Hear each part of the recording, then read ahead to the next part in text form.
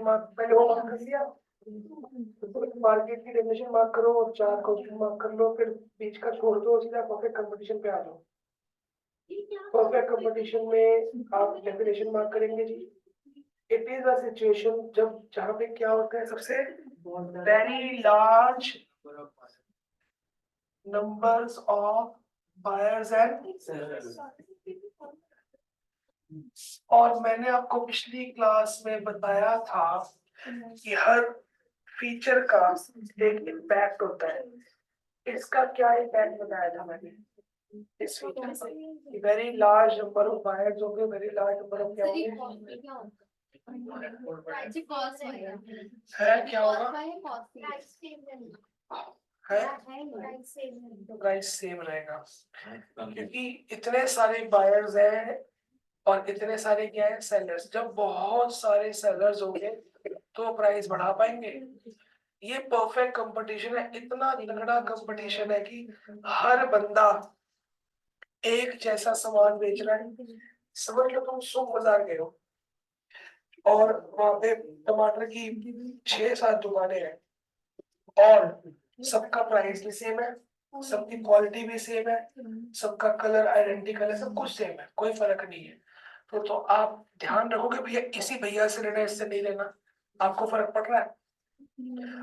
तो और क्या कोई एक सेलर ज्यादा प्राइस या कम प्राइस चार्ज कर पाएगा? क्योंकि लास्ट का सबसे प्राइस कम होते होते होते इतना कम हो चुका है कि वो और कम होने की गुंजाइश नहीं है।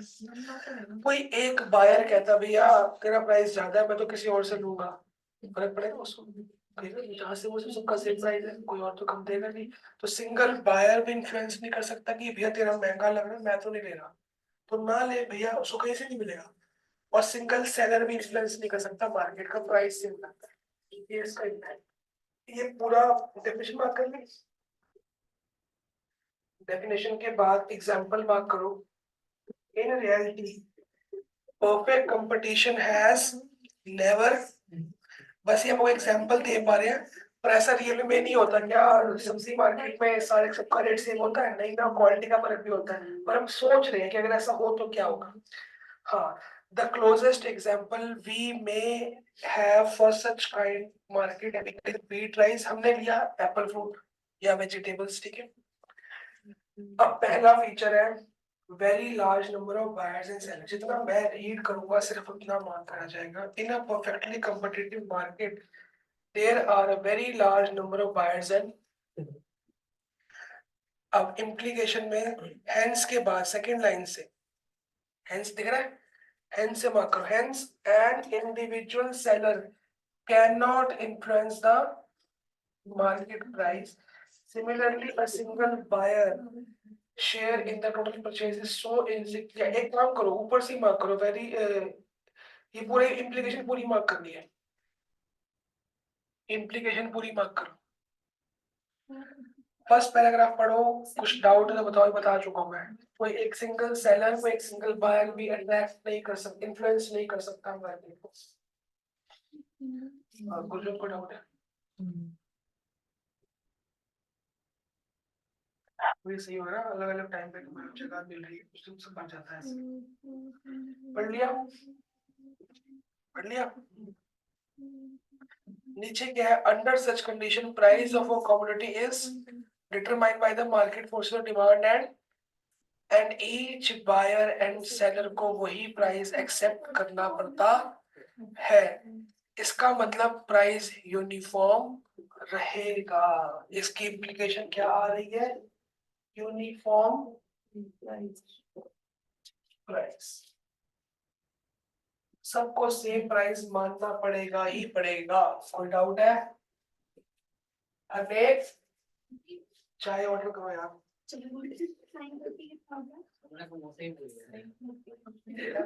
किचन से आ रही है चाय। हो गया? पेपर तो कर ले। आज के समोसे खुशी की तरफ से होने चाहिए वैसे। क्यों? अच्छा टेस्ट तो बहुत अच्छा है। अभी चलो, अभी आधे घंटे पहले कुछ नहीं हो रहा, हमने कैसे स्माइल कर दी है। एक ये लाइफ में बड़ा टेंशन है यार। सीटियां बजती से लगी है, पैर उठाओ सीटियां बजती हैं।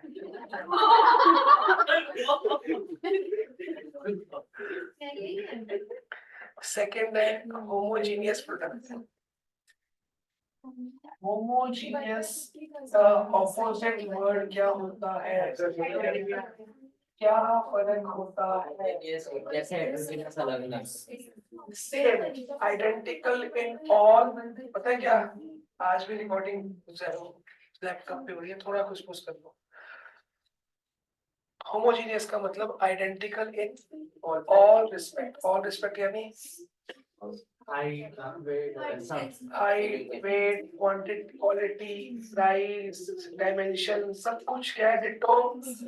इसका इम्पैक्ट क्या पड़ेगा कि आपको फर्क नहीं पड़ता कि आप किससे लो, सब जगह सेम तरह का प्रोडक्ट है, तो आपको दूर जाने की जरूरत, आप हर जगह क्या करोगे, सेम। बड़े the product offered for sale in the market, ये पूरा मार्क करना, are homogeneous, that is the product is identical in all respect, like बड़ो size, shape, since each firm produces 100% identical, बिल्कुल सेम प्रोडक्ट बनाते हैं, तो इसकी जगह आप इससे लो या उससे लो, सब्स्टिट्यूट कर सकते हैं, आपको कोई फर्क। So the buyer has no specific preference to buy from the particular seller only.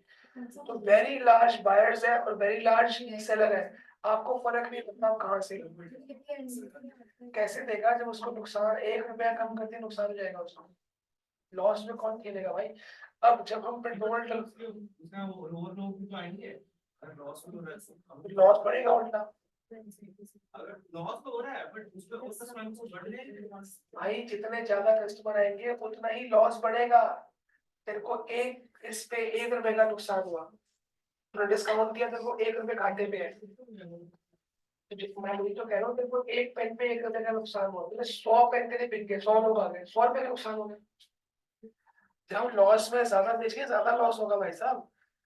ये वो चीज नहीं है कि कम प्रॉफिट है तो ज्यादा बेचोगे प्रॉफिट बढ़ जाएगा, ये लॉस, जब प्रॉफिट कम है, अमाउंट कम है, इसको बोलते हैं प्रॉफिट मैक्सिमाइजेशन, सेल्स मैक्सिमाइजेशन, तो उसका अमाउंट कम होता है, तो सेल्स मैक्सिमाइज करके हम ज्यादा कमा लेते हैं। पर लॉस तो नेगेटिव है, माइनस मतलब -1 तेरा लॉस है, इनको जितना मर्जी कर लो माइनस ही आएगा आंसर, तो लॉस तो लॉस ही रहेगा। बट बाद में अगर वो प्राइस बढ़ा देता तो क्यों करेगा वो ऐसा। कस्टमर वही तो बात है, सबका सेम प्रोडक्ट है, जैसी प्रोडक्ट प्राइस बढ़ाएगा कस्टमर आएगा, उसके पास कस्टमर के घर के बाहर उसको चीज मिल रही है, हो जाएगा दूर। सेम चीज है ना भाई साहब, क्यों जाएगा दूर। अब मेरी बात सुनो, तुम्हारे को पेट्रोल चाहिए, तुम्हारी गाड़ी में पेट्रोल खत्म होने वाला है, तो अपने घर के पास से डलवाओगे कि जहां तुम्हें मिल रहा है पहले, क्योंकि identical product in all respect है।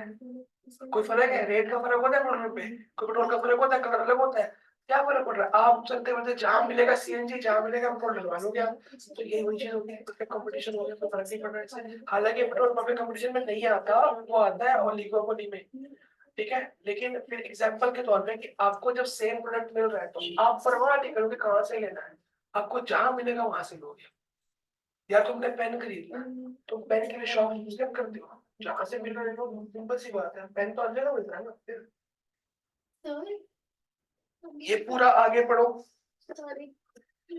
इसका भी इम्पैक्ट लास्ट में यही लिखा है कि यूनिफॉर्म प्रोडक्ट रहता है।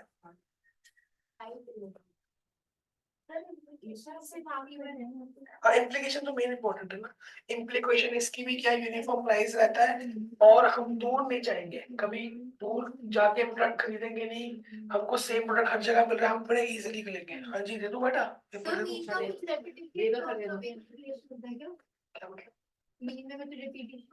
मतलब हो सकता है, बोलो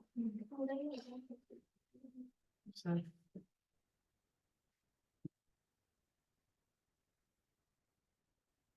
क्या प्रोबेबिलिटी है कि जो, पहले इसका मीन निकाल लो पूरे का, ऐड करके जो मीन आएगा इसमें से कोई नंबर आएगा, मोस्ट प्रोबेबली मेरे को लग रहा है 3 आएगा, ठीक है।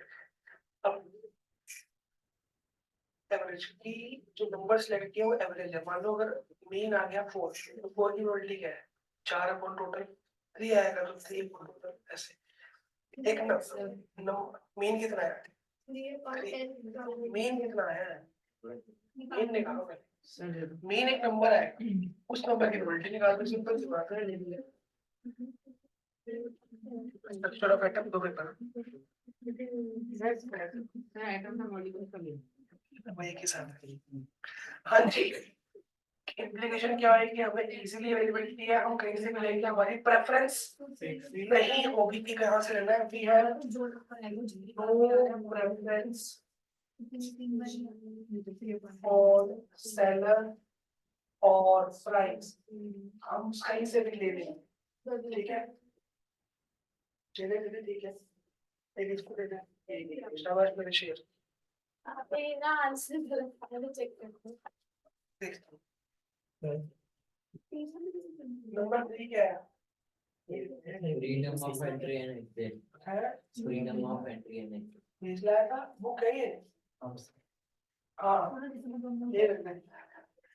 ये बड़ा इंपॉर्टेंट पॉइंट मार्क करो इसको, freedom of entry and exit.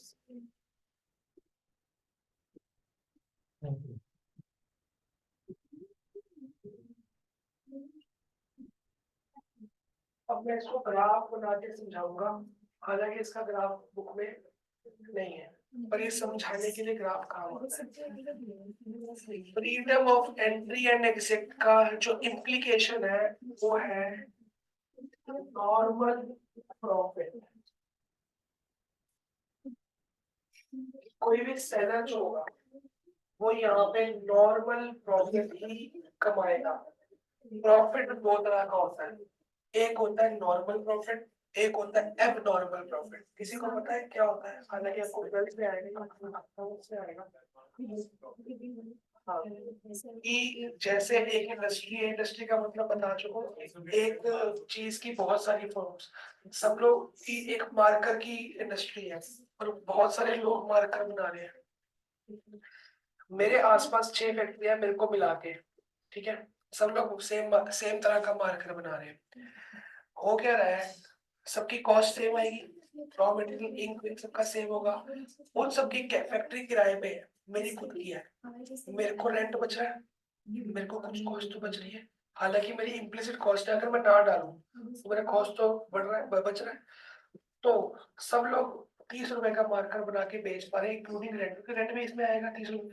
मेरे को, मैं भी 30 का बेच रहा हूँ पर मेरे पास रेंट नहीं है, मैं इसको सस्ता कर सकता हूँ, तो मैं नहीं करूंगा सस्ता, 30 का बेचूंगा। बाकी लोग हो सकता है 5 रुपए कमा रहे हो, मैं 7 रुपए कमा रहा हूँ क्योंकि मेरा रेंट बच रहा है। तो ये जो सब कमा रहे हैं वो है नॉर्मल प्रॉफिट। जो मैं अकेला किसी वजह से कमा रहा हूँ वो क्या है? एब नॉर्मल प्रॉफिट। किसी अलग वजह से मैं कमा रहा हूँ एक्स्ट्रा प्रॉफिट, वो क्या होता है? एब नॉर्मल प्रॉफिट। अब यहाँ पे तो क्या है, वेरी लार्ज नंबर ऑफ क्या है, बायर्स एंड सेलर्स। तो रेट क्या रहता है?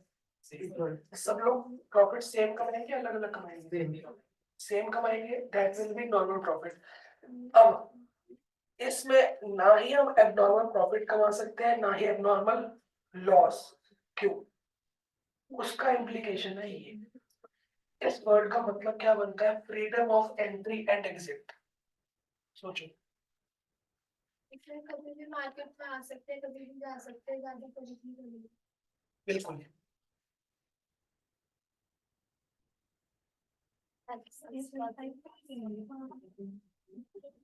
देखो, इसका मतलब ये हुआ,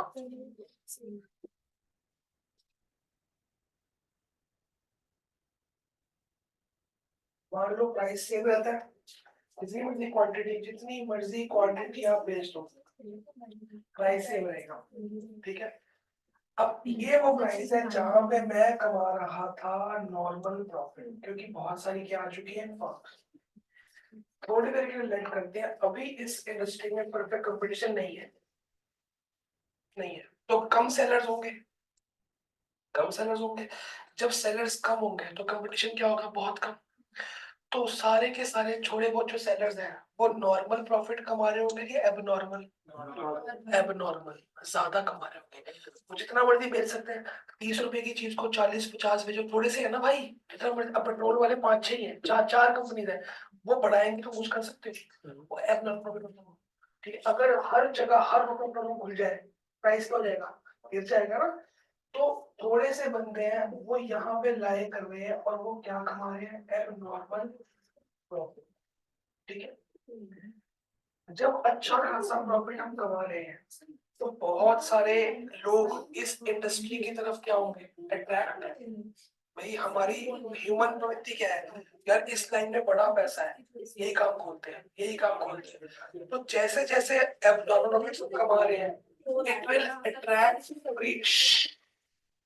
freedom of entry and exit का मतलब है कभी भी कोई भी मार्केट में एंटर कर सकता है, कभी भी छोड़ सकता है। क्योंकि समझ आ रहा ना, अभी रिटेल लगा लो तो फ्रीडम ऑफ एंट्री कहती है कि एबनॉर्मल प्रॉफिट को अट्रैक्ट कर देंगे बहुत सारे सेलर्स, बहुत सारे लोग अब इस इंडस्ट्री में पैर रखेंगे क्योंकि उनको दिख रहा है बहुत पैसा। जैसे जैसे लोग आने शुरू होंगे कंपटीशन क्या होगा, बढ़ेगा, बढ़ेगा ना। तो कंपटीशन बढ़ने से प्राइस क्या होगा, अब प्राइस ये था, अब प्राइस क्या होना शुरू हुआ, कम। जैसे जैसे प्राइस कम होगा प्रॉफिट क्या होगा, तो फ्रीडम ऑफ एंट्री की वजह से हम वापस से नॉर्मल प्रॉफिट पे आ जाएंगे, लॉस में नहीं जाएंगे, इससे कम में नहीं बेचेंगे। यूनिफॉर्म प्राइस है मेरा ये, इसको बोलते हैं फ्रीडम ऑफ एंट्री। कोई भी आ सकता है, अगर फ्रीडम ऑफ एंट्री ना हो तो कोई भी नहीं आप खोल सकते पेट्रोल पंप, आज नहीं खोल सकते, फ्रीडम ऑफ एंट्री नहीं है उसमें, इसलिए कंपटीशन भी नहीं है उसमें। आजा रीजॉइन करना है। ओके। मतलब किसी इंडस्ट्री में जहाँ पे गवर्नमेंट प्लान लगा देंगे वहाँ पे फ्रीडम ऑफ एंट्री और एग्जिट नहीं होती है।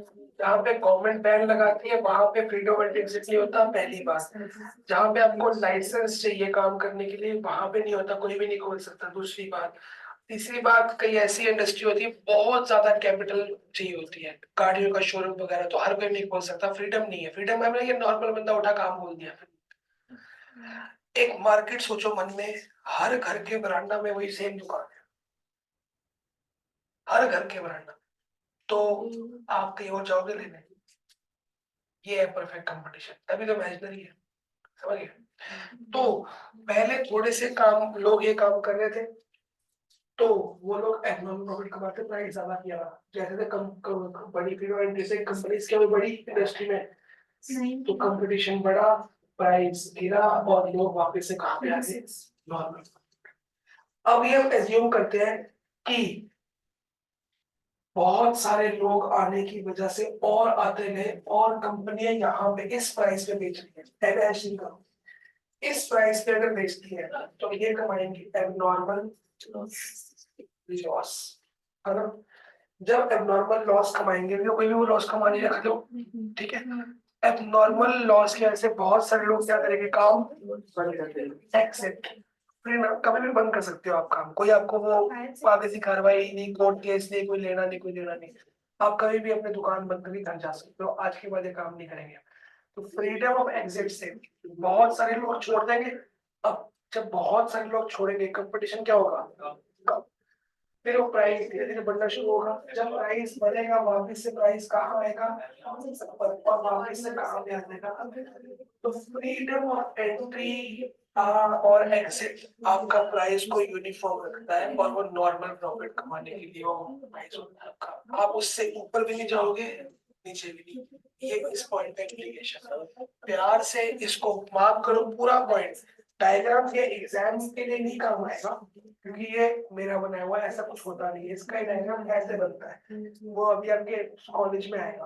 तो मैंने फिर भी रफली सा बना के देखा ताकि बात समझ आ जाए, क्योंकि एक मिनट इतना समझ नहीं आती बात में, ये बुक में डालो बस not for the purpose of examination लिख देना, ये आपके खुद के हमने थोड़ा सा आपके खुद के समझाने के चक्कर में है, ठीक है। तुम लास्ट में बैठ जाओ ना, लास्ट में पता है क्या, लास्ट से यहाँ तक आवाज कैसे नहीं होगी, अरे इनके तो कुछ लेवल मच्छी हमारे से आगे आ गई। इनको बोलो इधर भी आ गई। Knowledge among sellers and buyers. Perfect knowledge, चाहे बोलिए perfect knowledge among the buyers को प्रोडक्ट के बारे में, मार्केट की रिक्वायरमेंट के बारे में, रिसर्च डेवलपमेंट सब पता है, क्योंकि इतने सारे लोग हैं, ऐसे थोड़ी काम मतलब कॉमन चीज होगी बहुत ज्यादा, और सेलर्स को भी सब कुछ पता है। इसका इम्प्लीकेशन क्या होगा, अगर आपको इतनी परफेक्ट नॉलेज है तो कोई आपको बुद्धू नहीं बना सकता, ज्यादा ओवर प्राइस चार्ज कर नहीं सकता। समझ गए? आप दुकान पे गए, ये मार्कर 30 रुपए का डिसाइड किया हमने, वो कहता 32 रुपीज का है, आप बोलोगे पागल है, 7 वाली दुकान पे 30 का मिल रहा है, 100 वाली दुकान पे 30 का मिल रहा है, हर कदम पे 30 का मिल रहा है, हर स्टेप पे दुकान है भाई साहब, तो वेरी लार्ज है ना, हर स्टेप पे दुकान है, तो कोई हमें ओवर प्राइस चार्ज कर सकता है? क्योंकि परफेक्ट नॉलेज है हमारे को, नॉलेज मिली कैसे? घर घर की दुकानें हैं, ठीक है ना। अब ये हुआ, पनीर का रेट क्या है, कितने रुपए किलो है? मैं पूछ रहा हूँ आपसे, नहीं पता ना, क्योंकि हमें परफेक्ट नॉलेज नहीं है ना। अब अगर आपकी मम्मी आपको पैसे भेज के नहीं भेजेगी, आधा किलो 1 किलो पनीर लिया, उनको भी शायद ही पता हो, क्योंकि रोज चेंज हो जाता है, तो आपको लमसम भेजेगी, जो बचेंगे वापस ले आओगे। अब इसमें इतनी परफेक्ट नॉलेज है कि मम्मी बोल के भेजेगी भाई साहब कितने का आएगा, तो बचपन से हमें उस प्रोडक्ट की परफेक्ट नॉलेज दे दी कि बचपन में कि ये इतने का ही होता है। आपको भी परफेक्ट नॉलेज मिलेगी, आपके घर वालों को भी है, और गरीब में सबको है, सबको है। तो इससे आपको फ्रॉड नहीं हो सकता, आपको ओवर प्राइस देने की जरूरत नहीं है। सेलर्स को भी पता है कि सेम रेट है। अब एक बाहर आया, भाई साहब ये कितने का है? वो बोलेगा 30 रुपए का, भाई साथ में दुकान में 25 का मिल रहा है, कहना वहीं से ले लो भाई। उसको पता नहीं मिल सकता भाई, इतना तगड़ा कंपटीशन है, कम करते करते हम 30 पे आगे, कम में तो लॉस है, कोई नहीं देगा। अगर उसको बायर बताता है कि तो 25 का मिल रहा है, देखो वहां से ले लो भाई, मैं तो नहीं दे रहा, क्योंकि यहाँ पे कस्टमर को अट्रैक्ट करने वाली प्रोसेस, ऐड करने वाली प्रोसेस नहीं होती। यहाँ पे कोई सेलर ये नहीं चाहता होगा कि मैं इसको डिस्काउंट दे के या अच्छी चिकनी चुपड़ी बातें करके या प्रमोशन करके या कुछ भी करके इसको अपनी दुकान पे ले आओ। कोई आवाज नहीं मार रहा आपको यहाँ पे, इतनी सारी दुकानें हैं, कोई आवाज नहीं मार रहा, आपने लेना है लो, नहीं लेना, इतनी दुकानें, और खरीदने वाले भी कौन है? भरपूर है। तो सेलर को क्या चिंता है कि कस्टमर आए ना आए, उसको तो सामान बिक ही जाएगा कहीं ना कहीं। आप उसको बुद्धू बनाओगे तो आपको, आपके लिए पीछे नहीं पड़ेगा भाई साहब, आवाज नहीं निकली, बार्गेनिंग नहीं होती यहाँ पे, बात पकड़ में आ गई। तो एक सेलर किसी बायर को बुद्धू नहीं बना सकता, और एक बायर झूठ बोल के कम प्राइस नहीं दे सकता, क्योंकि वेरी परफेक्ट नॉलेज है, बचपन से सिखा देगी ये प्रोडक्ट कितने का मिलता है, हर जगह मिलता है, बात खत्म होती है। पढ़ो प्यार से।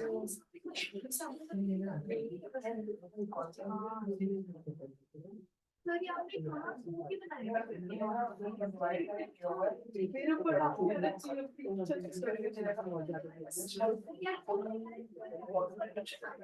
बोलो जी, ये क्या पेपर है? नोट्स का पेपर है, फर्स्ट क्लास पेपर है। इजी है। क्या है? 2 मिनट में साथ तक पहुंच गए किसी क्वेश्चन में। पता है कि टैलेंट का है ना सर। अब जब बोर्ड्स मुश्किल नहीं दे रहे तो मैं क्या करूं? अब 30 फिर भी पहुंच गए और नहीं करके सारे। शाबाश, यही तुमसे एक्सपेक्टेड था। 2 ही कटे हुए हैं। लास्ट ईयर मैंने ना टेस्ट किया था, कितने बचे? मैंने बताया जीवन जोत सब्जेक्ट सारे हैं, याद से कि जीवन जोत याद कुछ बनाया इसमें भी, उसको दिया है तो मैंने किया। रेड वाले, रेड वाले मिल गया, ऐसे कर दूंगा ऐसे कर, मेरे में पेपर है, अभी तो कर रहा है। सेम तो है, मैं फिर हो गया 2 मिनट। सेम होना चाहिए, देखो क्वेश्चन देखो, सेम तो है, देखना ये ना, अबे ये रहा, एक गड़े ये हम कर लेते हैं। आपने भी क्लास यही कराया है, हमने भी कराया। अंदर पड़ा है, अंदर पड़े और सारे भी जो पेपर होते हैं तुम एकदम कर दो, कोई मामला नहीं। ये हमें सर्कल चाहिए, सर्कल चाहिए। सर्कल सी मैं तो वो कर लोगे, उसकी निगाह पर गाइड अप कर लोगे, खाली सर्कल ये मैंने सबको सर्कल दिखती है शक्ल में उसकी, ये तो करो कहीं गाइड अप करेगा सर्कल नहीं कर लेते सर्कल। मेरे मैं कह रही हूँ दे दे मैं ऐसे सब तो यार ये दूसरे लगता है सही बात इसका है, ये वो लोग का काम है, अंदर निकालो, मैं इसका हमारे यहाँ नहीं रखता है, हमारे को कंपनी लेबर को बहुत है। तो बहुत ना स्टैंडर्ड की लास्ट ईयर की वो सवाल की है।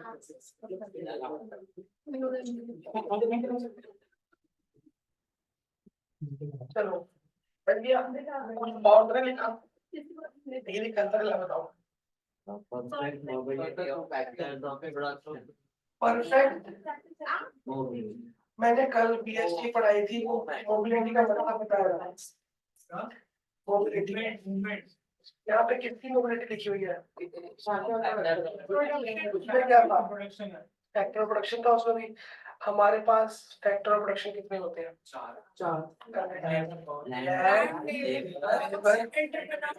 Land, labour, capital, entrepreneurship. Land, labour, capital, ये चार क्या होते हैं? Factor of production. लैंड, इसके बदले फैक्टर पेमेंट होती है, फैक्टर कॉस्ट भी कहते हैं। लैंड के बदले rent, wages, salaries, interest and profit, ये चार ही होते हैं, एक्सेट्रा नहीं होता इसमें। चार फैक्टर ऑफ प्रोडक्शन एफओपी, चार फैक्टर कॉस्ट एफसी। ठीक है, अब क्वेश्चन कह रहा है perfect mobility of factors of production. अब इसकी कितनी दुकानें हैं? होंगी फिर, बहुत सारी होंगी। फैक्टर ऑफ प्रोडक्शन क्या है? लैंड, लेबर, तो मेरे को रॉ मटेरियल, इनपुट्स, लेबर लेने के लिए ऐड देना पड़ेगा न्यूज़पेपर में। इतनी सारी फैक्ट्रियां, ये काम सबको करना आता हो, बचपन से सब सीखते होंगे, कदर में हो रहा है काम, ये तो सिखाना पड़ेगा किसी को नहीं। इसलिए रॉ मटेरियल की शॉर्टेज होगी, स्कैरसिटी होगी नहीं ना, क्योंकि खुला बन रहा है, खुला बिक रहा है, इमेजिनरी है ना। तो इसके फैक्टर ऑफ प्रोडक्शन की कमी नहीं होगी। ऐसा नहीं होगा कि ये काम खोलना है तो दिल्ली में खोलो, पंजाब में, गुजरात में, हरियाणा में नहीं खोल सकते, क्योंकि वहां नहीं मिलता है ऐसी लेबर, वहां नहीं मिलता है ऐसा रॉ मटेरियल, वहां पैसे नहीं है। ज्योग्राफिकल बाउंड्री से बाहर है ये, हर जगह खोल सकते हो ये, हर जगह इसकी अवेलेबिलिटी है, इसकी डिमांड भी है, अवेलेबिलिटी भी है, सप्लाई भी है, लेबर भी है, पैसा भी है, प्रॉफिट भी है, सब कुछ है इसके अंदर। इसको, इसकी जो फैक्टर प्रोडक्शन कहीं भी मूव कर सकते हैं। अगर मान लो मेरे पास एक लेबर, दो बंदे काम करते हैं, हमारी कंपैटिबिलिटी नहीं बैठी और मैंने उनको निकाल दिया, या उन्होंने मेरे से परेशान होकर काम छोड़ दिया, वो मेरी साथ वाली कंपनी में काम कर लेंगे भाई। परफेक्ट मोबिलिटी है, कहीं भी जा सकते हैं, कोई टेंशन नहीं है। साथ वाले कंपनी में जाएंगे तो उसको ये टेंशन नहीं है कि इसको काम सिखाना पड़ेगा, आता है भी काम इसको, क्योंकि सबको आता है वो काम, इतना कॉमन काम है वो। कोई ले भाई, काम वेरी लार्ज बायर है, चलता रहेगा काम, चलता रहेगा। लोग आएंगे, ज्वाइन करेंगे, छोड़ेंगे, चलते रहेंगे, जो मर्जी छोड़ सकता है, जो मर्जी कर सकता है, कोई टेंशन नहीं है। पढ़ो प्यार से। अच्छा, वन वर्ड लिखना है, वन वर्ड लिखना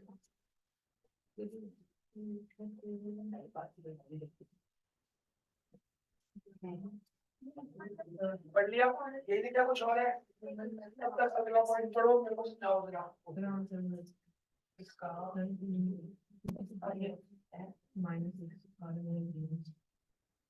वन से किया ना, वन माइनस वन से किया ना, minus one plus minus three,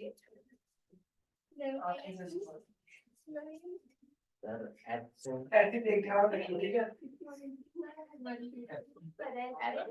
Transportation cost. Absence of, Transportation cost. तो इसमें है कि अभी मैंने आपको बताया कि एक बताओ ट्रांसपोर्टेशन कॉस्ट होती क्या है?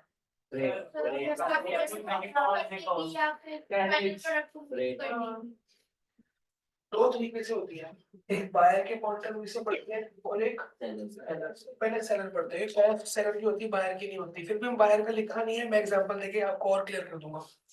सेलर को सामान बेच, ट्रांसपोर्टेशन कॉस्ट कब आती है? जब मैंने यहाँ कोर्स बनाया और उसकी मार्केट उड़ीसा में है, मैं यहाँ से भेज रहा हूँ ट्रक से, ट्रांसपोर्टेशन कॉस्ट है। वो कॉस्ट इस प्रोडक्ट के अंदर क्या आएगी? ऐड होगी और आप लोगों से ली जाएगी। अब मेरे को दिल्ली में गुड्स बना के उड़ीसा भेजने हैं, वहां बन रहे हैं भाई, मैं क्यों बेचूंगा? वो मेरे से मंगाएंगे ही क्यों? वो खुद बनाएंगे। हर बंदे को बनाने आते हैं, खूब लेबर है, खूब लैंड है, खूब रॉ मटेरियल है, तो मेरे से क्यों लेंगे? तो क्या मेरे को सामान बना के दूर भेजना पड़ेगा? क्योंकि हर जगह तो मिल रहा है ना सामान, क्यों भेजूंगा मैं? पहली बात। अब आते हैं बाहर पे। जब तेरे को घर के बाहर सामान मिल जा रहा है, तो गली के कोने तक भी जाएगा लेने के लिए? तो पैदल भी चलेगा? तो ये बोलेगा नहीं जी, तिलक नगर में महंगा है, रजौरी गार्डन जाएंगे, वहां सस्ता मिलता है, वहां तक जाएंगे। अभी हम क्या करते हैं, मोस्टली किसी को बल्क में सामान चाहिए, वो सदर बाजार जाता है, वो दूर है पर हमको बल्क में चाहिए। अगर मेरे को अपनी दुकान के लिए 1,000 ताले चाहिए हो, या दिवाली के टाइम में लड़ियां पटाखे चाहिए हो, तो मैं कहाँ से लाऊंगा? सदर बाजार से। क्योंकि बहुत मेरे को एक डब्बा पटाखे का चाहिए, मैं जाऊंगा सदर बाजार, इतनी तो खर्चा आ जाएगा, उतना मेरे को महंगा पड़ेगा। मैं पास से लूंगा ना, मैं तो बोलूंगा वहां सस्ता मिलता है, वहां से लेंगे। ऐसा तो नहीं होगा ना, क्योंकि एक लेना है, लेकिन ज्यादा लेना है तो मैं ट्रांसपोर्टेशन कॉस्ट खर्चे को दिया तो मेरे को फायदा होगा। और यहाँ तो सदर बाजार भी सेम रेट है, यहाँ भी सेम रेट, मेरी गली के कोने भी सेम रेट है, टिकट लगे भी सेम है, मेरे घर के बाहर भी सेम रेट है, मैं कहाँ जाऊंगा? घर के बाहर। तो ट्रांसपोर्टेशन कॉस्ट कम है कि जीरो है? कम तब होती है कि वहां से ना लेके तिरुवनंतपुर तक में आ जाओगे, गाड़ी का बिल, टोल या पेट्रोल, तिरुवनंतपुर जाओगे रिक्शे का या स्कूटर का, गली के कोने तक जाओगे टाइम, घर के बाहर कुछ नहीं है, जीरो। आपके घर के गेट पे जाते सामान मिल जाता है। तो आपके यहाँ पे लिखा है लेस ट्रांसपोर्टेशन कॉस्ट की नो ट्रांसपोर्टेशन कॉस्ट, क्योंकि आप दूर जाओगे ही नहीं, क्योंकि same product same price identical all respect कहीं भी मिल सकता है, अवेलेबिलिटी हर जगह है, पढ़ो पूरा पूरा।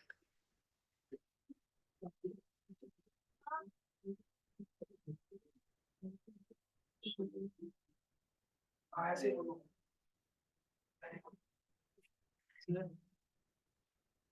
तो हमने पेटीएम नहीं करी थी, कब आया नहीं तुम? पेटीएम?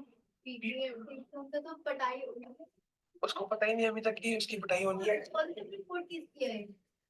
वो नहीं बता सकता मैं अभी। पॉजिटिव का बता, पॉजिटिव बता दो। नहीं यार, वो ना उनकी मम्मी ने मना किया कि आप मत बताना कि मेरे से बात हुई है आपकी। तो हमको उसको फील हो रही है कि वो कॉन्फ़िगरेशन कर देना, कॉन्फ़िगरेशन। हाँ जी, बढ़िया। अगला पॉइंट, सेलिंग कॉस्ट। कि यहाँ पे no selling cost. Selling cost क्या होती है? मार्केटिंग का खर्चा, एड, प्रमोशन, बैनर, ये क्यों करते हैं हम? एडवर्टाइजमेंट की या सेलिंग कॉस्ट क्यों करते हैं? Attract the customer. कस्टमर मेरे ऐड पढ़ के, मेरा बैनर पढ़ के मेरे पास आएगा, मेरे को अट्रैक्ट करना है। आप चला तो बोल रहा है, अगर मैं ट्रैक करूंगा तो क्या? अच्छा देखो, मान लो ये वाली मार्केट परफेक्ट कंपटीशन नहीं है, तो जहां पे हम ऐड करते हैं, ऐड का खर्चा हम कहाँ से निकालते हैं? कस्टमर से लेते हैं। इसके अंदर एडवर्टाइजमेंट खर्चा, इसमें ऐड ऑन होता है, तो कस्टमर कंज्यूमर पे कर रहा है वो खर्चा, तभी ना। तो क्या मैं इस मार्केट में ऐड का खर्चा अपने प्राइस में ऐड कर पाऊंगा? प्राइस में ऐड करूंगा, मेरा 50 पैसे प्राइस बढ़ गया, 50 पैसे भी क्यों फालतू देगा मेरे को? कोई देगा फालतू? क्यों देगा 50 पैसे फालतू? और मेरे को, क्योंकि बाकी सब वही दे रहे हैं, तो मैं खर्चा करूंगा ही क्यों? क्योंकि जब मैं प्राइस में ऐड नहीं कर पा, पहली बात। सेकंड बात, very large number of buyers है, मेरे को अट्रैक्ट करने की जरूरत है ही नहीं। और क्या ऐड करने के बावजूद सब मेरे पास आएंगे? क्यों आएंगे भाई? तुम्हारे घर के बारे में लगा, मेरे पास क्यों आओगे? सिंपल सी बात है, इसलिए यहाँ पे नो सेलिंग और एडवर्टाइजमेंट कॉस्ट। ठीक है जी, फीचर्स। हाँ जी, सर भी इस मार्केट होती है जिसमें जो कहते हैं सेलर्स बहुत ज्यादा हो, बायर्स जो चार इम्परफेक्ट बताई ना, सेलर्स बहुत ज्यादा हो, सेलर्स बहुत, हाँ परफेक्ट में तो नहीं है, बाकी रियल लाइफ में इम्परफेक्ट कंपटीशन है। परफेक्ट तो इम्परफेक्ट के चार टाइप्स है ना, मोनोपोली, उसमें आपने क्या बोला? सेलर्स क्या हो? ज्यादा है कम? सेलर्स ज्यादा हो, बायर्स सेलर्स, सेलर्स कम ही रहते हैं ज्यादातर, कि हर सेलर्स बहुत ज्यादा होंगे तो इतना नहीं होगा। पर आप फ्रूट मार्केट, सब्जी मार्केट ही ले लो, सर लोग तो यही थे, आगे भी मार्केट्स में है ना, लेकिन न्यूयॉर्क में नहीं होगा, या होगा तो कटा हुआ, कटा हुआ है। ऐसा मार्केट बहुत रेयर होती है, सेलर ज्यादा और मार्केट किसी एक एरिया में हो सकता है कि सेलर ज्यादा और बायर, हमेशा बायर ज्यादा रहते हैं, क्योंकि हर बंदा कोई ना कोई बिजनेस कर रहा है। ऑपरेशन इंडिया की क्या है बहुत ज्यादा, हर उनका सेम बिजनेस भी करेगा कोई कुछ, और एक बंदा बहुत सारे बायर्स के लिए बिजनेस करता है, तो बायर ज्यादा ही रहते हैं हमेशा से। यहाँ तो सेलर्स भी बहुत ज्यादा है और बायर्स भी बहुत, तभी इमेजिनरी इसको सोचना बड़ा मुश्किल होता है। पर प्रॉब्लम हमारी ये है कि जो रियल लाइफ में हमको दिखती है, जब मैं आपको अगली क्लास में मोनोपोली वगैरह के बारे में बताऊंगा ना, मोनोपोलिस्टिक, आपको समझ आ जाएगी इमीडिएटली कि आप रोज उससे डील करते हो, रोज डील करते हो, वो आपको पढ़ते ही समझ आ जाएगी कि हाँ ये तो हमको समझ आ गई, पेपर वो कटी हुई है। और ये इसको सोचना पड़ता है, इसको मन में बिठा हाइपोथेटिकली बिठाना पड़ता है, पर ये सिलेबस में और कॉलेज में भी यही आ रही है। इसलिए ये काटनी इसलिए नहीं है क्योंकि कॉलेज में मेन फर्स्ट चैप्टर ये आपका ही है, पहला चैप्टर यही है, तो क्या करोगे आप बता रहे थे ये पता नहीं क्या ही इनको मजा आता है।